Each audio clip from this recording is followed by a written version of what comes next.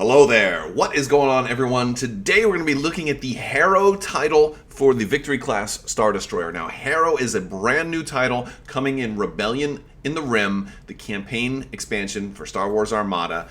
Was released early at Gen Con, but is not fully out yet at the time of me making this video. Should probably be out next month, but hopefully it'll be out sooner rather than later. But here's a really cool title, so we're going to talk about this, some great ways that you can synergize it with other build ideas, and then we'll look at a couple of builds towards the end of the video as well.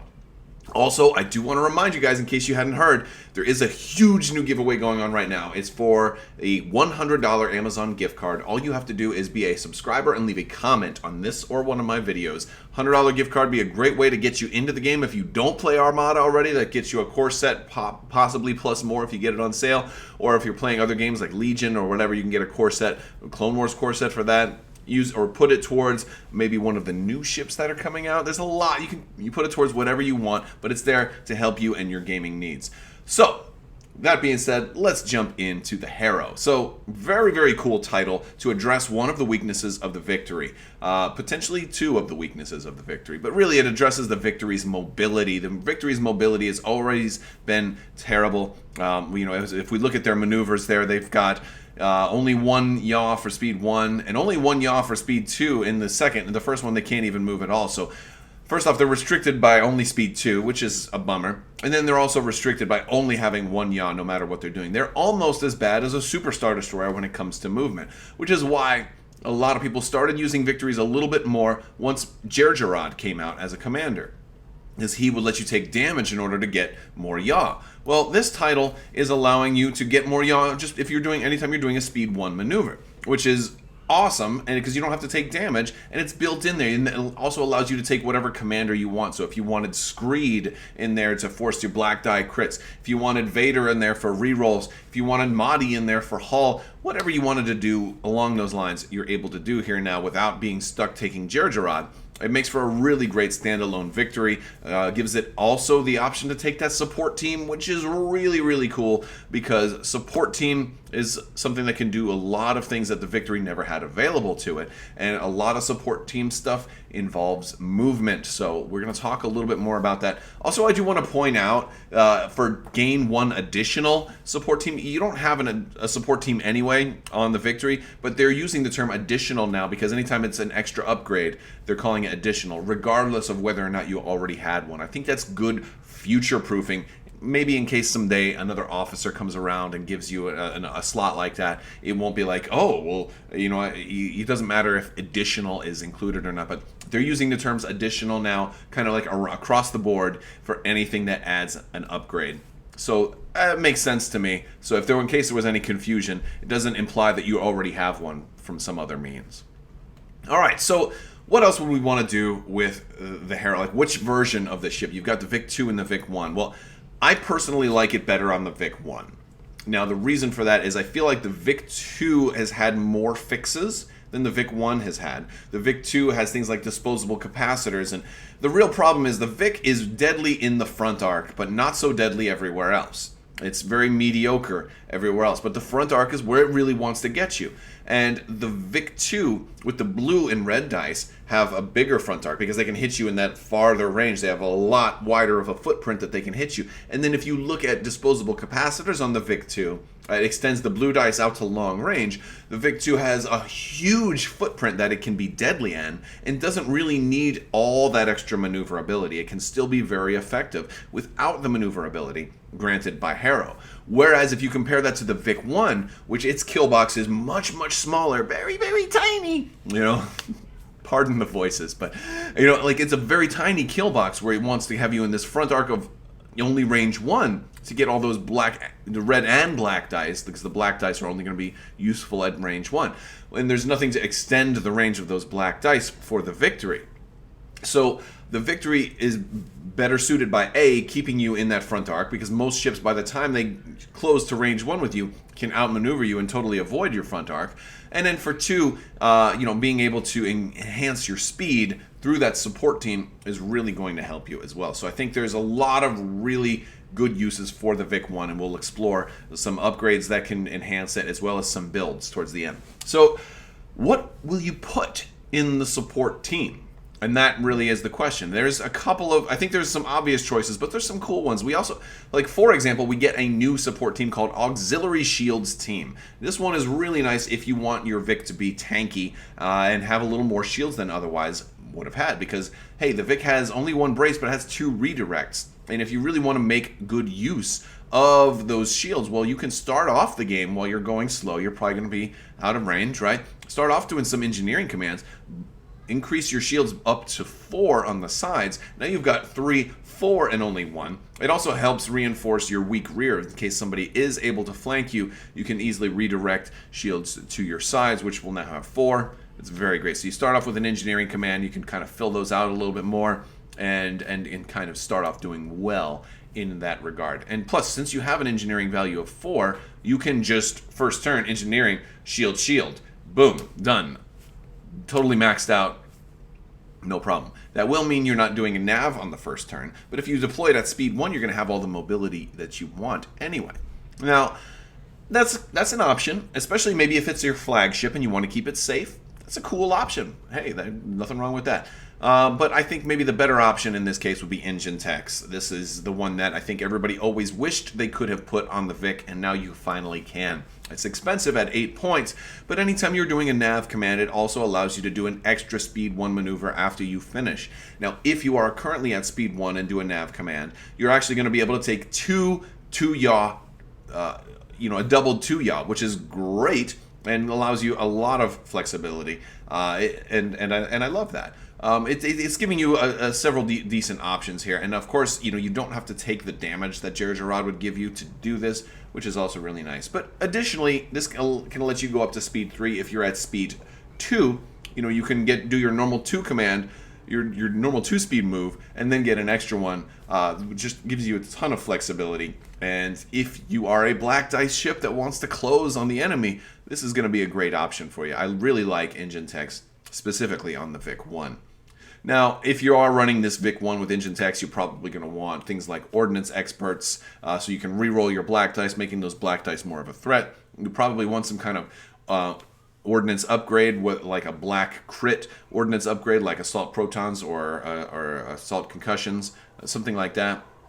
And so those are always good options, and that's what a lot of people have run. But there are some other options as well, and we'll look at them as well. But I want to point out a really cool officer that works here, and that's going to be Auxil. Now, Auxil is somebody I've used a lot on the Super Star Destroyer, especially when I run it with Gergerod, because it's really amazing to get that speed 1 move on a Super Star Destroyer. But here on the Vic, we have the ability with Harrow to get a really nice speed 1 maneuver on the first turn, which definitely helps make up for any kind of deployment mistakes or anything like that. It also gets you even closer. So now, on your first turn, if you've plotted a nav, you can potentially effectively make a speed 4 maneuver with the victory by this being a 1, and then you do your normal 2, and then nav to, and then have a nav in there to do the extra speed 1 with engine techs. Auxil just gives you incredible mobility, and I think that is really, really awesome. Of course, that's only a first turn,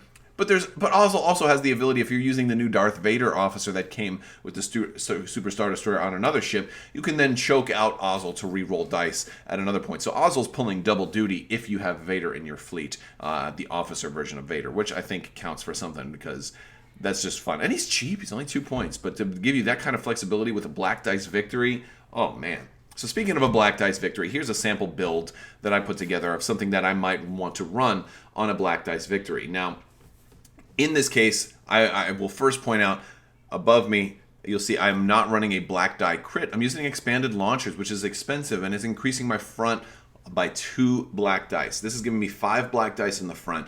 Now, you're probably thinking, that's really expensive. And why not just go with, the single-use version, which is a lot cheaper, or something like that? Well, I think with the mobility, I will have enough yaw to be able to keep somebody in my arc and be able to really make use of this and get, like, maybe 3 shots with expanded launchers in on a game. That's what I'm kind of hoping for here, and that's what we're doing. I also expect that there will be a lot more damage control officers out there. There's a lot more of that, so stopping your critical effects of any kind. So I feel like maybe there's something to be said now in the metagame possibly, for just running straight die upgrades. So something like expanded launchers could have a big effect. This could also be very, very strong against the Super Star Destroyer as well. So that's something worth thinking about.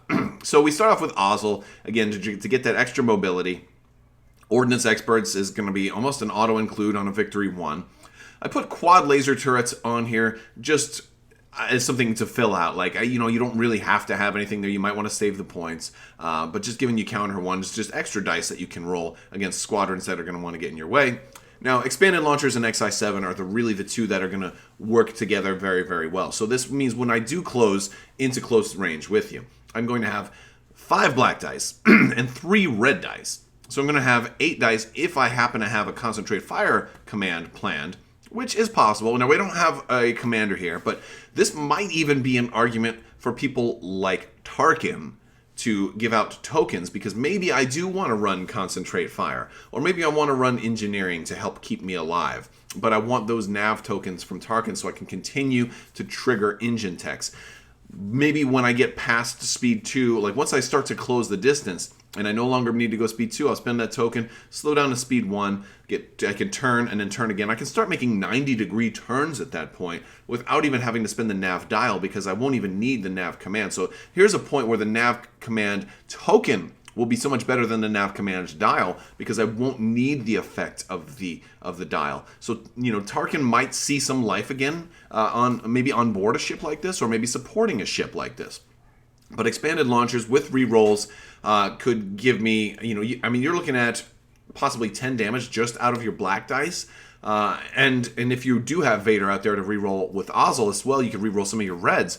But this is a really nice thing. And XI7 just preventing that damage from being redirected very much. Even if they brace, there's a very good chance they're going to take at least 6 or even 7 damage after brace that they can't redirect. So lot of damage potential with a build like this, and you really couldn't do this a whole lot before, because you couldn't turn around and really counter somebody who was trying to outmaneuver you, whereas now that's a real possibility. So another one, maybe you want to take a totally different approach and use a Vic as a carrier. I've seen people use Vics as carriers before. A lot so more before the Quasar came out, and not so much after, but they still function well as carriers. And now, you're getting like a nice combination of support team and officer, which allows you to take maybe fighter coordination team, so you can move some things and then activate them afterwards, which is good for a lot of slower ships, a lot of really dangerous ships. This was really popular. This type of combination was very popular with Rebels if they wanted to run B-Wings, which were great bombers, but slow.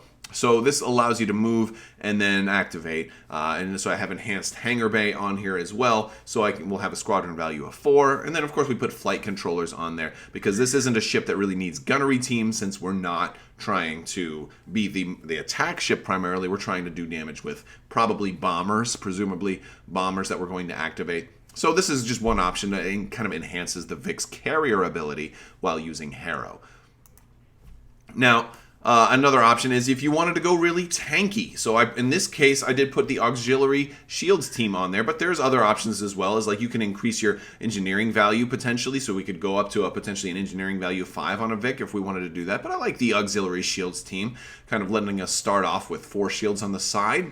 I also put for an officer, Tua makes a lot of sense. Minister Tua giving you the defensive option, and then you can put ECMs on there. I get that. Tua does make a lot of sense, but I also figured I'd use this as an opportunity to put Expert Shield Techs, which is another new officer that comes with this, that is allowing you to spend a redirect as just straight single damage reduction instead of using its redirects. Now, you won't be able to redirect and reduce damage. You won't be able to spend 2 redirects, because you can only spend 1 defense token of each type.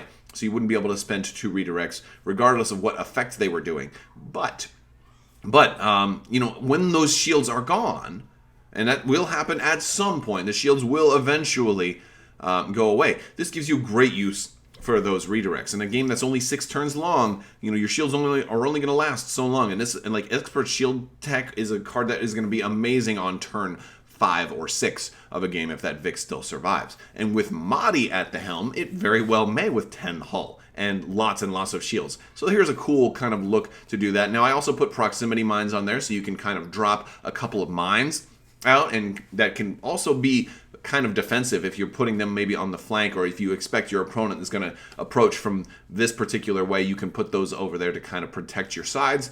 I give them ordnance pods, so he has a little bit of squadron defense. So like send your bombers after me. I'm going to get a free attack on them if I want. Now, I also put linked turbo laser towers on there, which is another one that lets you re-roll red dice, gives you a little bit of offense, but it's also really cool against squadrons, or at least a squadron. So these two don't necessarily have to be together. Linked turbo laser towers and ordnance pods don't work together magically, but they can work together if you've got a single squadron that you're trying to take down, like that one nasty bomber, and now all of a sudden you get your ordnance pod shot on him. Like if you do shoot ships, and then you get, all right, and now I can do ordnance pod and link turbo laser tower. Now I can roll 3 against a single squadron. So if you want to, you can do that. It gives you some options, but I like the diversity of linked turbo laser towers, and I figured that would also work on this type of tanky Vic build.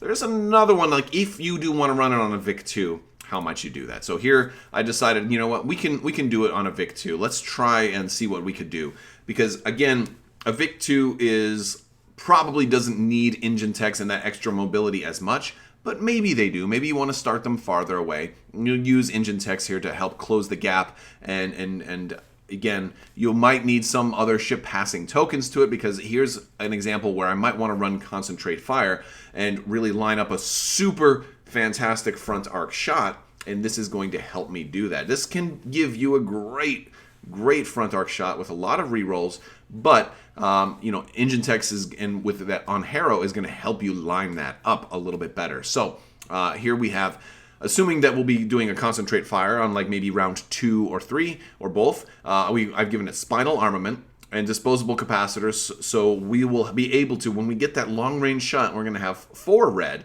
3 blue, so already starting off with 7 dice. 1 more for concentrate fire, so probably 8 dice. We've got Krennic, so this way we can re-roll all of our reds for free. And then we've got Darth Vader as our commander in the fleet, so then we can re-roll anything else we want. So we can really afford to fish for the blue crits for heavy ions and for anything that's not a blank on our reds. So, just a really amazing alpha strike here, and everything beyond that. And the other thing that's good about something like this is why you may want it on a Vic is sometimes people will run from you.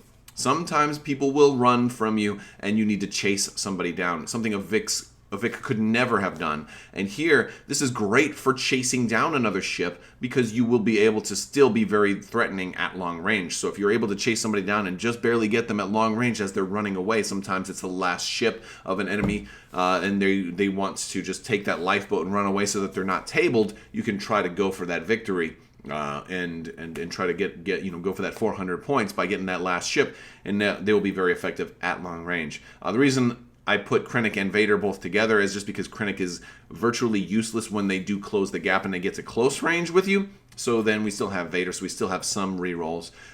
You could easily make the argument to drop heavy ion emplacements in terms of maybe leading shots or something like that. Those are all good ideas also, but these are just a couple of ideas on how you might want to implement Harrow. Alright guys, so I talked a lot about this. Hopefully I've given you something to think about. Let me know what you think about Harrow and what is your best configuration for Harrow. What do you think is going to be the best option to put in that new support team?